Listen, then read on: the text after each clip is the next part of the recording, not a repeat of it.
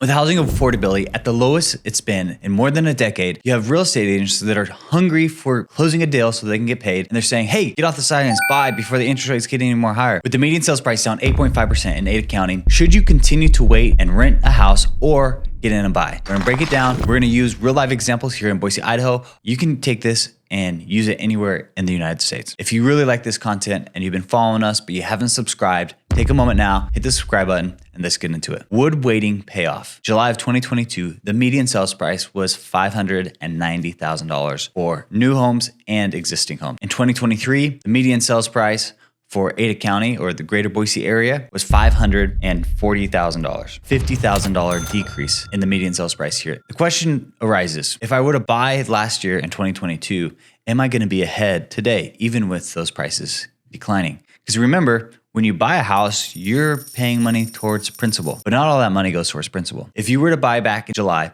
your interest rate would have been sitting right around 6.25%, and that's assuming that you didn't buy your rate down or anything. At a 6.25% interest rate, only about $500 of your principal and interest payment goes towards your principal. The other $2,900, that goes towards the interest that the bank is making. So let's break this down for a minute. We're gonna calculate this.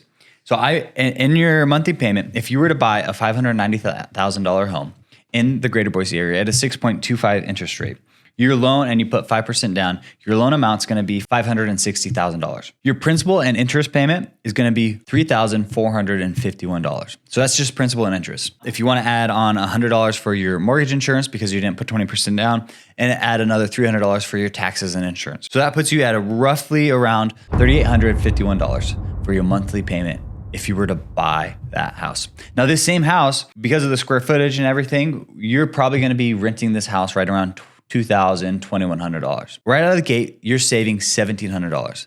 But I know what a lot of you naysayers are out there. Well, it goes towards principal and interest. What about the principal that you're building your equity? You're staying put. You're building equity. So when we look at this amortization schedule, what we're going to look at, and for those of you who don't know what an amortization schedule is, in short, it's every single month you're making a payment. How much of that money is going towards principal? How much is going to the bank who lent you the money?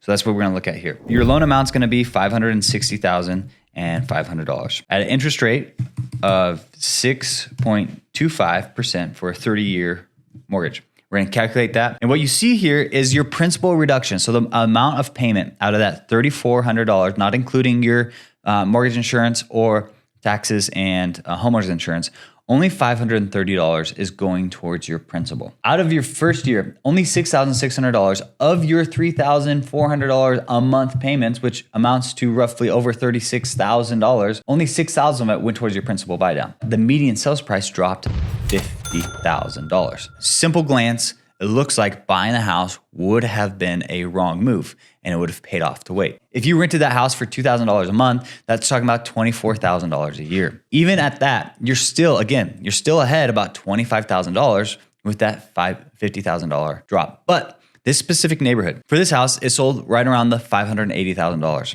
And this was back in July of 2022. Price per square foot, again, this is gonna be simple for all you appraisers and real estate brokers out there who are hating me for using price per square foot. This is just simple math so that anybody can do a quick glance and figure this out. They purchased it at $357 a square foot. If we were to go into that neighborhood and look at what is pending, what is sold, now, because we can't look at necessarily the actives aren't what people have actually moved on. The pendings and the solds are what people moved on. What we'll see is that the highest price per square foot for this neighborhood is $313. Break that down.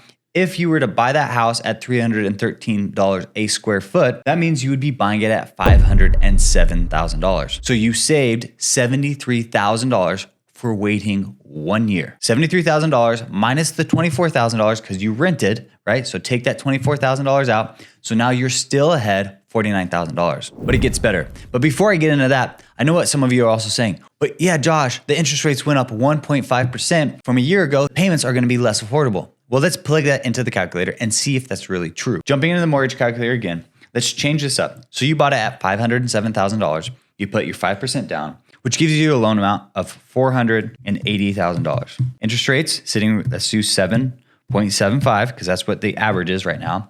And let's calculate that out. 30-year, 6.25% interest rate, buying the house for $590,000. Your principal and interest payment was $3,451. Now you waited a year, prices dropped, $3,000. You put the 5% down at the $507,000. Interest rates did increase 1.5%. Now this house, with your principal and interest payment only, you're sitting at $38. So $3,438 a month for your principal and interest. So not only did you save on the equity that you would have lost, but you're also saving on your monthly payment, even though the interest rate is higher. Let me go a little bit deeper into this, because I reached out to a lender friend and just said, hey, break this down for me. I have somebody call me. They say, my household makes $50,000 a year. Not only that, but we have a $400 a month payment for a car, because that's the average in the United States. So $400 a month for a car payment. There's no other debts, and they bring in $50,000 a year. What could they afford? They would only be able to purchase $180,000 on a conventional loan, putting minimum down, 5% down. On an FHA loan, they could buy a $233,000 house, putting 3.5% down, because that's calculating the principal, interest, taxes, and insurance. What would it take for you to be able to afford this house at the $507,000 purchase range? Well, the household income, with having debts not exceeding $500 a month, they would have to bring in $110, and they would have to go FHA. They would have to go to FHA using today's interest rates. $110,000 for the household income in order to purchase the median sales price, and they can't have any debts that exceed $500 a month. With that being said, the next thing you want to do is look at what is the median household income for your area, because this is going to help you determine, is the equity in your house going to continue to go down if you buy or not. Right now, Ada County, the greater part of Boise area, the median household income is $80,000. Average monthly payment was $500 a month. What you could afford, the max that you could afford, assuming that you have good credit score and all these things, is $413,000 house for FHA. 3.5% down by an FHA house using FHA. So you're going to have mortgage insurance, property taxes, insurance. If you had 5% down, and you made $80,000, your household income made $80,000 a year, the most you could afford is $350,000 in a conventional. Now, yes, you could put more money down. If the median household can't even afford the median sales price right now, then the median sales price is most likely going to continue to go down with the affordability factor not being there. And with interest rates rising, as the jobs report came out, they're saying that our job economy is increasing, which means that Jerome Powell and the Feds are going to continue on their hikes of the Fed fund rate. When you look at that and you see that there's a good chance that the median sales price is going to continue to decline, Jerome Powell probably does not like the job report that came out. Whether that was true that they added, or that just means people are picking up more part-time jobs because they can't make ends meet because of inflation, I don't know. That's for another story. What we do know is Jerome Powell wants to curb this inflation. He's going to continue on the course to raise the Fed fund rate, which is going to put more pressure, which means that we're going to see more pain to come. So if you waited a year right now, it would have paid off, at least here in the Boise area. Maybe not where you're at. Let me know where you're at if it would have paid off to wait or not. Now, there's a couple of factors that I have to say. One, and if you've been watching my channel, you know I say this.